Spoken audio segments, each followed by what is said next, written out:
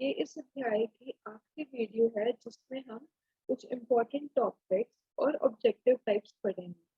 तो मैं उम्मीद करती हूँ कि आपने पिछला सारा रिवाइज किया होगा, तभी आप ऑब्जेक्टिव टाइप्स पढ़ पाओगे। और फिर हम ऑब्जेक्टिव के साथ साथ उन कुछ टॉपिक्स को रिवाइज भी करेंगे जो इम्पोर्टेंट। तो सबसे पहले दलदल कानून क्या है? मैं आपको पहले भी बताया था, एक्सप्लेन किया था। जब किसी दल के सदस्य चुनाव से पहले या निर्वाचित होने के बाद अपने राजनीतिक दल को छोड़कर दूसरे दल में शामिल हो जाते हैं, वह दल बदल कहलाते हैं। वर्ष 1985 में 52वें संविधान संशोधन के माध्यम से देश में दलदल विरोधी कानून पारित किया गया। दलदल विरोधी कानून पारित के मुख्य प्रावधान। दलदल विरोधी कानून के तहत किसी जनप्रतिनिधि को अयोग्य घोषित किया जा सकता है यदि एक निर्वाचित सदस्य स्वेच्छा से किसी राजनीतिक दल की सदस्यता छोड़ देता है। कोई निर्दलीय निर्वाचित सदस्य किसी राजनीतिक दल में शामिल हो जाता है। किसी सदस्य द्वारा सदन में पार्टी के पक्ष के विपरीत वोट किया जाता है। कोई सदस्य स्वयं को वोटिंग से अलग रखता है। 6 महीने की समाप्ति कोई मनोनीत सदस्य किसी राजनीतिक दल में शामिल हो जाता है। इन सब कारणों के कारण दल बदल विरोधी कानून बनाया गया और ये इस सबके मुख्य प्रावधान थे। अब हम पढ़ेंगे राष्ट्रीय राजनीतिक दल। जो पार्टियां पूरे देश में फैली हुई हैं, उसे हम राष्ट्रीय राजनीतिक दल कहते हैं। इन दलों को विभिन्न राज्यों से इकाई होती है, जैसे कि भारतीय जनता पार्टी, कांग्रेस इत्यादि। मैं उम्मीद करती हूँ कि आपको ये अध्याय मेरा समझाया हुआ समझ में आ गया होगा, क्योंकि अब आपका अध्याय यहाँ खत्म होता है।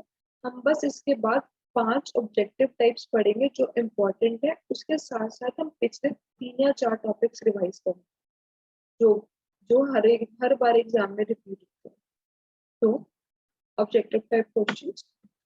पहला क्वेश्चन है, बिहार में संपूर्ण क्रांति का नेतृत्व निम्नलिखित में से किसने किया?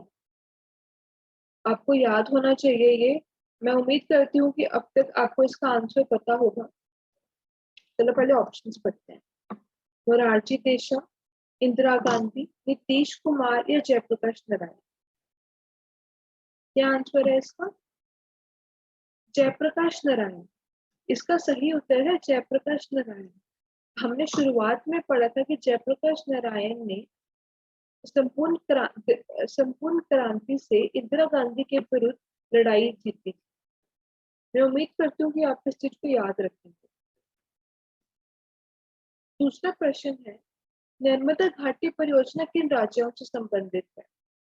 बिहार, उत्तर प्रदेश, मध्य प्रदेश, तमिलनाडु, केरल, कर्नाटक, पश्चिम बंगाल, उत्तर प्रदेश, पंजाब, गुजरात, महाराष्ट्र या मध्य प्रदेश? इसका सही उत्तर है आखिरी, गुजरात, महाराष्ट्र व मध्य प्रदेश। हम इसको रिवाइज करते हैं। नर्मदा बचाओ आंदोलन के तहत 3 राष्ट्रीय गुजरात, महाराष्ट्र व मध्य प्रदेश से संबंधित है। इसमें नर्मदी नदी पर बांधाओं के लिए होता है। मैं उम्मीद करती हूँ कि आपको ये चीज अभी याद हो जाएगी। तीसरा प्रश्न है, टाडी विरोधी आंदोलन निम्नलिखित में से किस प्रांत में शुरू किया गया? तो टाडी विरोधी आंदोलन बिहार में शुरू किया गया, उत्तर प्रदेश में, आंध्र प्रदेश में, तमिलनाडु? इसका सही उत्तर है ग, आंध्र प्रदेश। आपको याद होगा, मैंने आपको बताया था कि टाडी विरोधी आंदोलन एक पहला आंदोलन था जो महिलाओं ने शुरू किया था और उसमें जीत हासिल करी। टाडी विरोधी आंदोलन दक्षिण राज्य आंध्र प्रदेश में टाडी विरोधी आंदोलन वहां की महिलाओं का स्वतः स्फूर्त आंदोलन था, इंडिपेंडेंट लड़ाई थी। इस आंदोलन के जरिए महिलाएं अपने आस पड़ोस में मदिरा की बिक्री पर पाबंदी की मांग कर रही थी। मदिरा एक तरह की शराब होती है। निम्नलिखित में से कौन भारतीय किसान यूनियन के प्रमुख नेता थे? मोरारजी देसाई, जयप्रकाश नारायण, चौधरी चरण सिंह या महेंद्र सिंह टकीर? तो बताइए इसका सही आंसर क्या है। मैंने आपको बताया था, स्लाइड में हाईलाइटेड भी था। इसका सही आंसर है महेंद्र सिंह टकीर। ये देखिए, भारत किसान यूनियन की मांगे गन्ने एवं गेहूं के सरकारी मूल्य में बढ़ोतरी करना, कृषि से संबंधित उत्पादों के अंतर्राज्यीय आवाजाही पर लगी पाबंदियों को समाप्त करना, समुचित दर पर गारंटी युक्त बिजली आपूर्ति करना, किसानों के बकाये कर्ज माफ करना, किसानों के लिए पेंशन योजना शुरू करना, और इस आंदोलन के प्रमुख महेंद्र सिंह टकीर थे। तो इसका सही आंसर है ग, महेंद्र सिंह टकीर। लास्ट क्वेश्चन, चिपको आंदोलन निम्नलिखित में से किससे संबंधित नहीं है?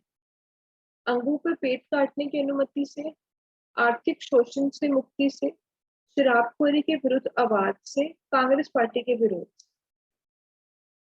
इसका सही उत्तर है ख, आर्थिक शोषण की मुक्ति से।